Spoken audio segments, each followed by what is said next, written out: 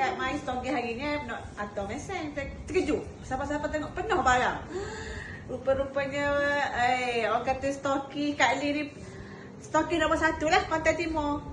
Jadi semua dah orang berpunya dah ni. Berpunya dah barang ni. Utamanya inhaler. Yes, tengok. Oh, inhaler siapa paling banyak. Wah. Hydromi 4. Cikgu Fahana mari dari Terengganu pagi-pagi ni Kak Ling kejut. Nak ambil barang, tak ada satu pun barang Fahana. Tak ada. Cikgu Fahana, order tin Cikgu Fahana berapa butir semua? PC 12. Untuk inhaler dekat 50. Hah? Dekat 50 biji? Tim Fahana? Tadi tak ada satu butir Fahana? Tak ada. Kalau kena semua kena post dengan Anu. Ya, nanti Kak Ling post. Kak Ling pun tak tahu. Wah, hebat. Mana si Ti? Acu kau lihat Kak Fahana ni banyak dah orang hasil. Memang juara lah Ti. Hari-hari je dah. Macam mana Ti? Acu kau lihat. Setiap hari mesti ada. Mesti hari ada. Wah, luar biasa. Sampai Siti buka ni magic pen pula. Oh, Fahana ni.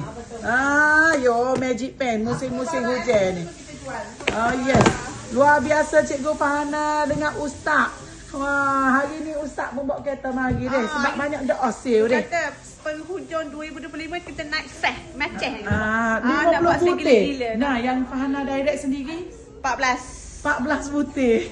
Wah, kita nanti tunggu mau cek dari Jutawan Fahana. Oh yes. Nah, 2026 ni nampak banyak impian yang akan tercapai deh. Sebab Nebula ni pun income setiap bulan pun besar.